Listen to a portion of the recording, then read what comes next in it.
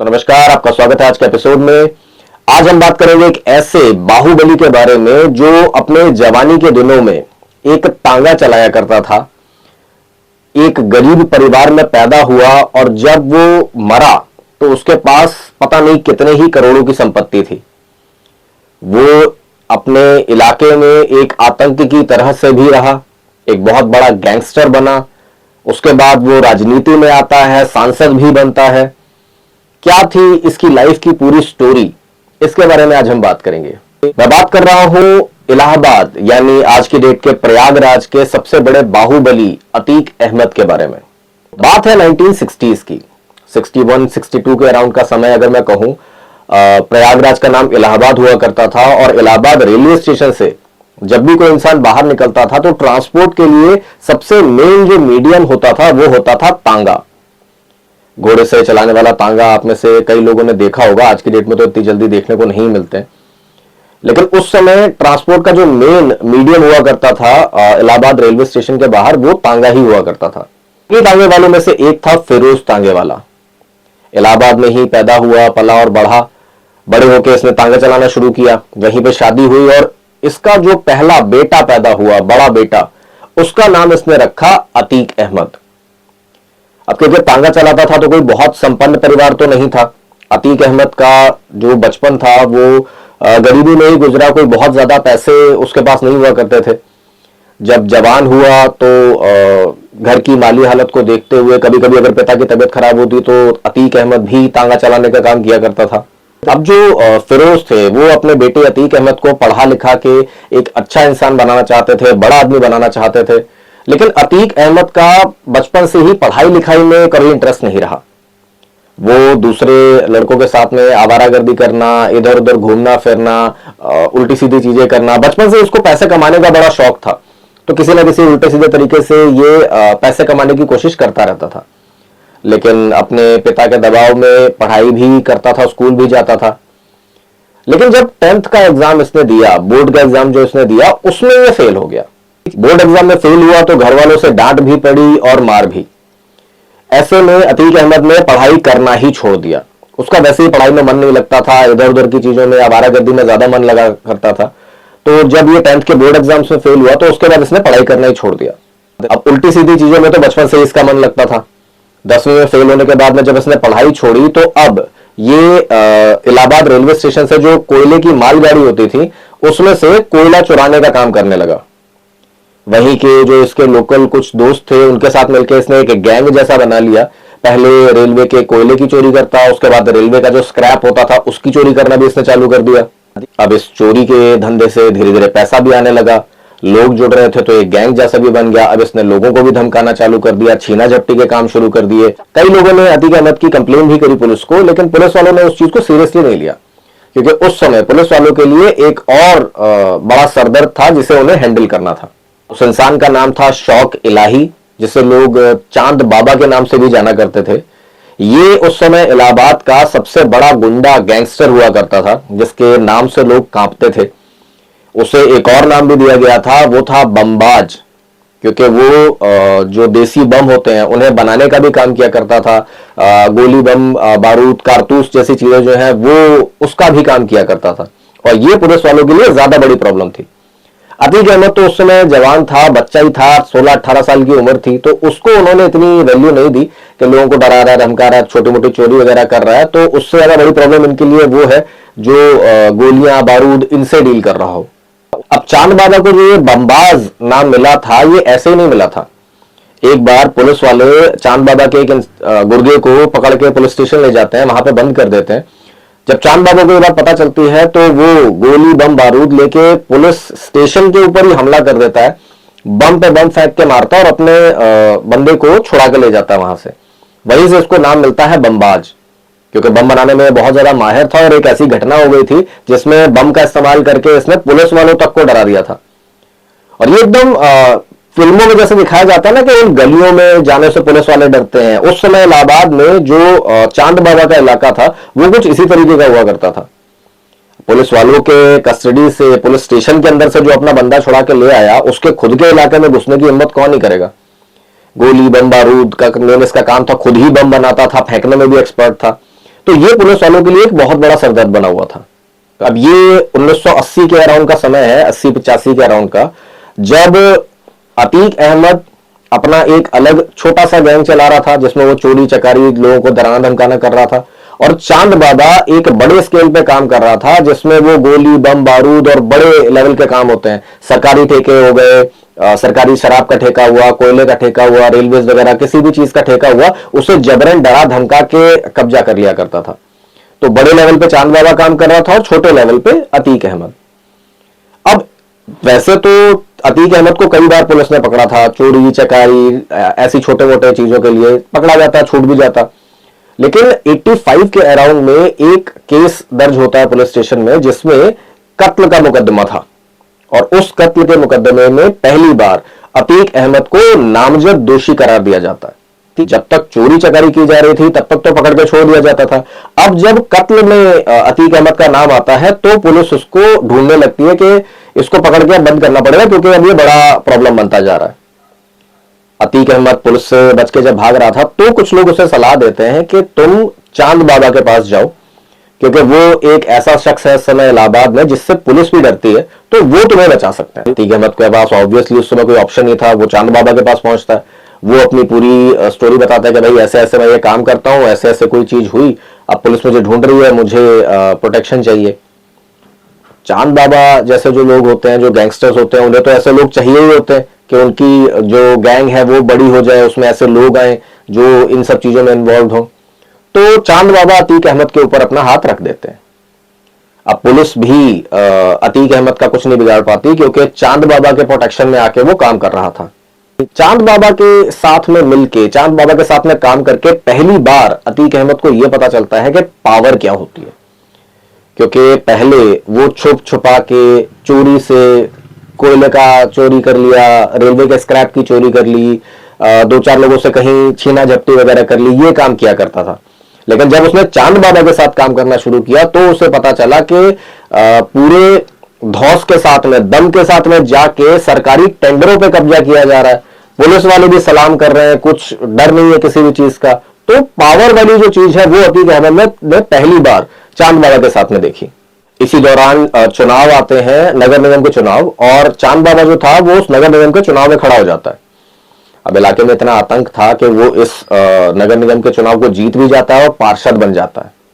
अब जो पुलिस वाले उससे डरा करते थे वो सरकारी पोस्ट होने की वजह से उसके आगे पीछे घूमने लग गए। ये देख के अतीक अहमद का एकदम दिमाग घूम जाता है कि किसी को डरा के, धमका के, पैसे दे के काम करवाना और किसी ऐसी पोजीशन में आ जाना जहां पे वो लोग दरवाजे पे खड़े रहे, ये एकदम अतीक अहमद का दिमाग हिला देती है। वो उसी समय चांद बाबा से ये चीज कहता है कि वो भी राजनीति में आना चाहता है, वो भी नेता बनना चाहता है, उसको भी ये सारी पावर वाली चीजें चाहिए। अब अतीक अहमद एज में काफी छोटा था, चांद बाबा पहले ही इतना सब कुछ करके इस जगह पे पहुंचा था, तो वो अतीक अहमद को झाड़ देता है। वो बोलता है कि तू इतना बड़ा हो गया कि तू मेरे बराबर आने की सोच रहा है, मैं आज के डेट में नेता बना हूं इतने समय गुंडाई करके, अब तू आ गया नया और तू नेता बनना चाह रहा है।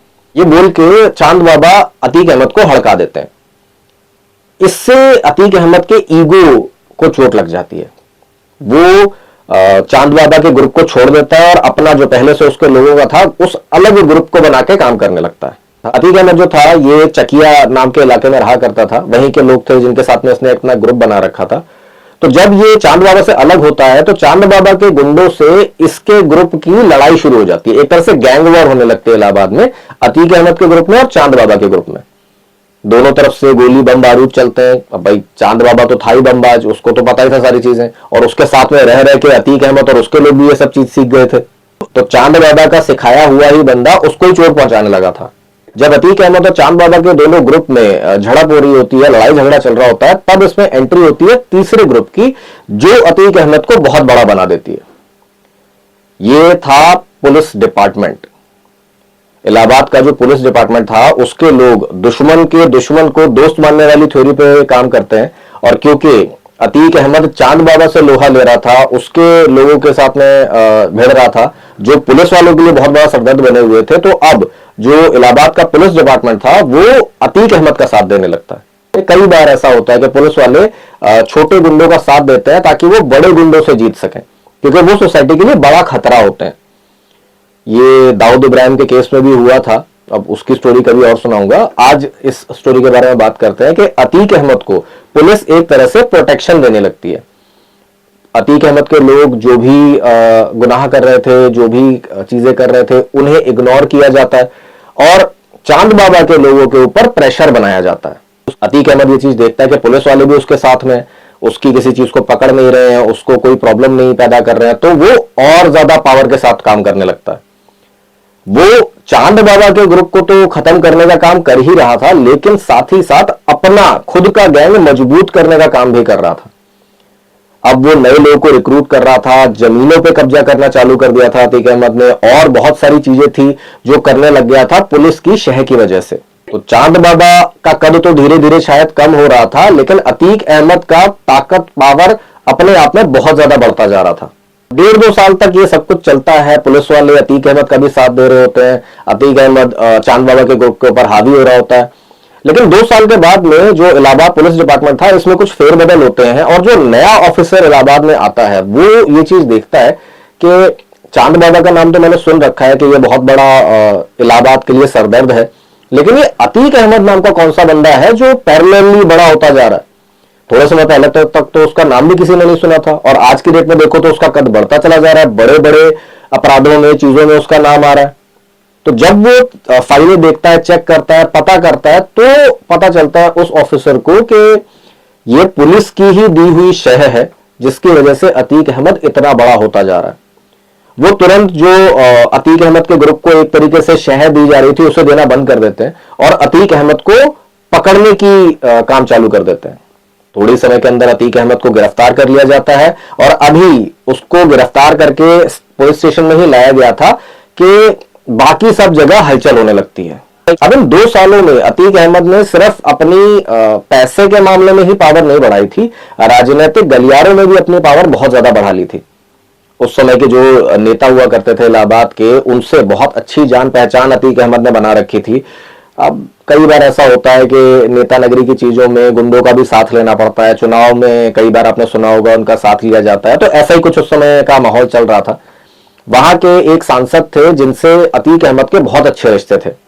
जब अतीक अहमद के घर वालों को ये बात पता चलती है कि उसे गिरफ्तार कर लिया गया है, तो वो तुरंत उस सांसद के पास पहुंच जाते हैं कि पुलिस वाले जो है ये अतीक अहमद का एनकाउंटर कर देंगे, आपको उसे किसी भी हालत में बचाना पड़ेगा। यहां पे अतीक अहमद की ताकत कितनी थी आप ये देखिएगा कि इलाहाबाद के जो उस समय के एमपी थे, मेंबर ऑफ पार्लियामेंट, वो अतीक अहमद के लिए डायरेक्टली दिल्ली फोन घुमा देते हैं। यूपी में उस समय कांग्रेस की सरकार थी और दिल्ली में भी कांग्रेस की सरकार थी, तो डायरेक्ट जो एमपी थे वो दिल्ली फोन लगा देते हैं। दिल्ली से लखनऊ फोन आता है और लखनऊ से इलाहाबाद, सिर्फ एक अतीक अहमद को छुड़वाने के लिए। इतना ज्यादा प्रेशर कहीं पे किसी चीज पे बनाया जाएगा और किसी ऐसे गैंगस्टर के बारे में जो ऑलरेडी पुलिस की ही शह से इतना बड़ा बना था, तो पुलिस वालों को भी दबाव में आके अतीक अहमद को छोड़ना पड़ता है। लेकिन अब अतीक अहमद की सोच बिल्कुल बदल चुकी थी। चांद बाबा के साथ में रह के जो एक पार्षद का चुनाव वो जीता था, उससे कितनी पावर होती है वो तो उसने बस चखी थी। लेकिन जब वो एमपी की इस पावर को देखता है कि एक फोन घुमाया, दिल्ली तक बात चली गई, लखनऊ तक बात गई, उसके बाद पुलिस वालों ने भी छोड़ दिया, तो अब वो राजनीति के गलियारों में अपनी पैठ बनाने का मन बना लेता है। जब वो जेल से बाहर आता है, उसके कुछ ही समय के बाद 1989 में यूपी में विधानसभा के चुनाव थे। वो इस चुनाव में खड़े होने का मन बना लेता है। राजनीति में उसकी जान पहचान पहले से ही थी, तो कई पार्टी वालों से वो बात करता है टिकट के लिए। लेकिन 89 वो समय था जब अतीक अहमद के ऊपर ऑलरेडी 65 से ज्यादा मुकदमे दर्ज किए जा चुके थे। तो एक दागी छवि वाले इंसान को टिकट देके अपनी पार्टी का नाम कोई खराब नहीं करना चाहता था। अतीक अहमद बहुत कोशिश करता है कि किसी पार्टी का टिकट मिल जाए और उससे वो चुनाव लड़े, लेकिन जब टिकट नहीं ही मिलता तो वो इंडिपेंडेंट चुनाव लड़ता है। लेकिन यहां पे अगेन एक फिल्मी ट्विस्ट आ जाता है। जिस इलाहाबाद पश्चिम सीट से अतीक अहमद खड़ा हुआ था विधानसभा चुनाव में, उसी सीट से जो उसके गुरु रह चुके थे एक टाइम पे, जिसके साथ सबसे बड़ी राइवलरी थी उसकी, चांद बाबा, वो भी चुनाव में खड़ा हो जाता है। तो अब ये चुनाव सिर्फ एक राजनीतिक गेम वाली बात नहीं रह गई थी, इज्जत का सवाल बन गया था। क्योंकि अब जो भी इस चुनाव में जीतता उसे बड़ा गुंडा माना जाता, उसे बड़ा गैंगस्टर माना जाता, और यह माना जाता कि उस इलाके में उस इंसान की ज्यादा पहुंच है, ज्यादा पैठ है, या अगर उनके शब्दों में कहूं तो ज्यादा आतंक है, ज्यादा दबाव है। अब जैसा सब लोगों को एक्सपेक्टेड था, यह चुनाव बस दो तरफा होकर रह गया था। बाकी जितने भी लोग उस सीट से खड़े हुए थे, सबको पता था कि उनमें से किसी का कोई चांस ही नहीं है, या तो चांद बाबा जीतेगा या फिर अतीक अहमद। और इसी वर्चस्व की लड़ाई में एक बहुत बड़ा गैंग वॉर शुरू होता है, जो चुनाव की घोषणा से लेके चुनाव के दिन तक चालू रहता है।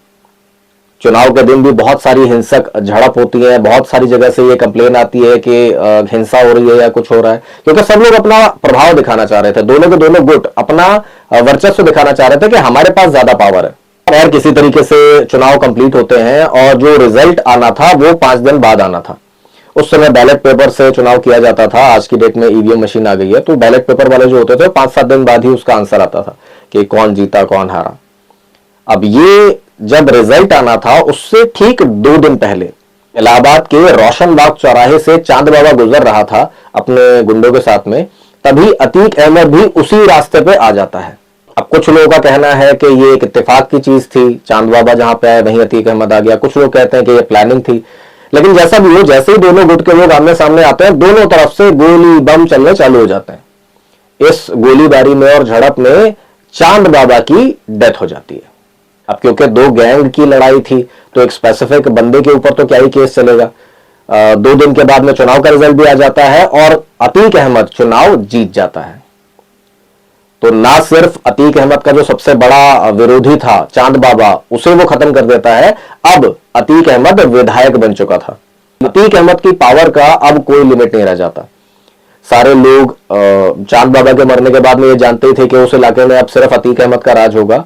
चुनाव जीतने से यह भी साबित हो जाता है कि वो पहले से ही इलाहाबाद के ऊपर अपनी पूरी पैठ बना चुका था।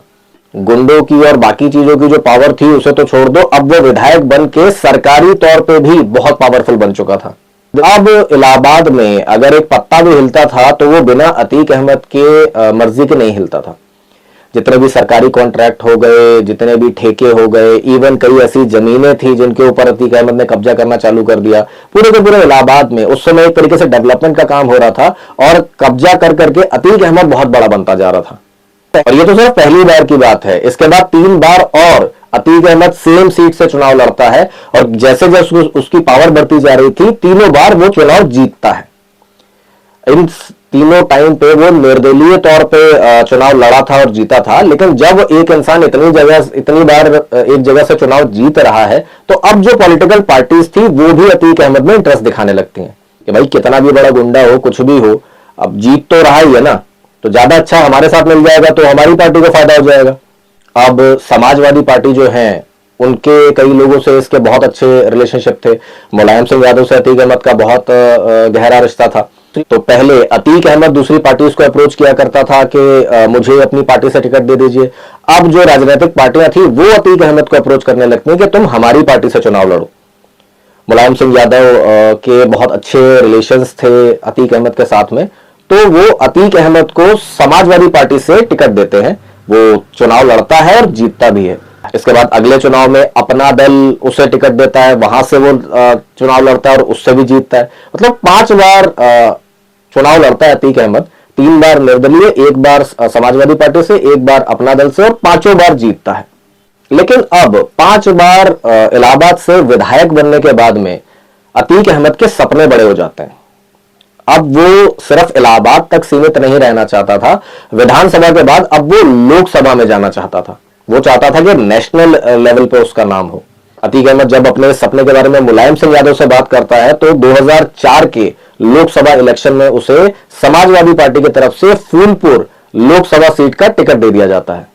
24 जून 2004 के दिन फूलपुर लोकसभा सीट का चुनावी रिजल्ट आता है शाम को 5:30-6 बजे के अराउंड में, और उससे पता चलता है कि इलाहाबाद में राज करने वाला गैंगस्टर अतीक अहमद, जिसके ऊपर 80 से ज्यादा कत्ल के मुकदमे हैं, वो फूलपुर लोकसभा सीट से चुनाव जीत के अब लोकसभा का मेंबर बन चुका है, मतलब सेंट्रल गवर्नमेंट का हिस्सा बन चुका है। तो अब हर दिन कानून से खिलवाड़ करने वाला गैंगस्टर अतीक अहमद लोकसभा का चुनाव जीत के सेंट्रल गवर्नमेंट में आके कानून की रक्षा करने की शपथ लेता है। इसके बाद भी कई सारे मुकदमे इसके ऊपर लगाए जाते हैं और अतीक अहमद जेल में भी जाता है, लेकिन वो अपने सांसद के पद पे बना रहता है। हमारा सिस्टम कुछ ऐसा है, क्या करें। वो जेल में था अतीक अहमद, लेकिन फिर भी सांसद के पद पे था। और अगर आपको ये चीज मजाक ना लग रही हो तो इससे भी बड़ा मजाक होता है 2008 में, जब दिल्ली में एक न्यूक्लियर बिल लाया गया था, न्यूक्लियर बॉम्ब से रिलेटेड एक प्रस्ताव लेके आया गया था। उसके ऊपर वोटिंग होनी थी और ये बड़ी क्रूशल वोटिंग थी, जिसमें जितने भी एमपीज थे उनके वोट के हिसाब से डिसाइड होना था कि जो न्यूक्लियर बॉम्ब की डील है वो इंडिया करेगा या नहीं। अपनी जिंदगी में जिस अतीक अहमद ने ना जाने कितने बम बनाए फोड़े, वो अतीक अहमद उस समय तो जेल में था, लेकिन कांग्रेस पार्टी अपने एलाइज समाजवादी पार्टी से मदद मांगते हैं कि उन्हें ज्यादा से ज्यादा वोट अपने समर्थन में चाहिए, और इसके लिए अतीक अहमद को खास तौर पे जेल से बाहर निकाला जाता है, वोटिंग के लिए संसद में लेके आया जाता है। तो देसी बम बनाने वाला इंसान अब न्यूक्लियर बॉम्ब के बारे में संसद में वोटिंग कर रहा था। खैर, जो ये वोटिंग थी इसमें अतीक अहमद कुछ उल्टा ही कर देते हैं। वो कांग्रेस और सपा के खिलाफ वोटिंग कर देते हैं। इस वजह से मुलायम सिंह यादव नाराज होकर उसे समाजवादी पार्टी से निकाल भी देते हैं और वापस वो जेल पहुंच जाता है। अब क्योंकि अतीक अहमद काफी समय से जेल के अंदर था तो उसका प्रभाव दबाव भी थोड़ा कम हो चुका था। उसके बाद भी कई बार अतीक अहमद चुनाव लड़ता है, 2012 में भी चुनाव लड़ता है, लेकिन इसके बाद वो कभी चुनाव जीतता नहीं है। 2016 में एक और बार अतीक अहमद का नाम एक केस में सामने आता है। एक इलाहाबाद का ही कॉलेज था जिसमें एक स्टूडेंट को अटेंडेंस पूरी ना होने की वजह से एग्जाम में बैठने नहीं दिया जा रहा था। वो अतीक अहमद के जान पहचान वाले में से किसी का बेटा था। अतीक अहमद अपने 50-60 गुंडों के साथ में उस कॉलेज में पहुंच जाता है, जम के तोड़ फोड़ करता है, तबाही मचाता है। और उस समय, क्योंकि 2016 की बात है तो मोबाइल फोन सबके पास हुआ करते थे, तो उसका ये सब करते हुए कोई वीडियो बना के वायरल कर देता है। तो सब लोगों को ये चीज दिखाई देती है कि अतीक अहमद जो है वो आज की डेट में भी अपने गुंडागर्दी की चीजों से पीछे नहीं हो रहा। और इतना सब कुछ होने के बावजूद इस घटना से 20-22 दिन के बाद में ही अतीक अहमद इलाहाबाद से कानपुर एक रैली लेके जाता है, जिसमें 500 गाड़ियों का काफिला लेके जाता है। वो पूरा इलाहाबाद से कानपुर का जो हाईवे था वो जाम हो जाता है 500 गाड़ियों की वजह से। और कहा जाता है कि अतीक अहमद जो था वो करोड़ों की गाड़ी आती है हमर, उसमें बैठ के गया था कानपुर। तो इतना बड़े लेवल पे सब कुछ करने की वजह से वो कानून की नजर में आ जाता है।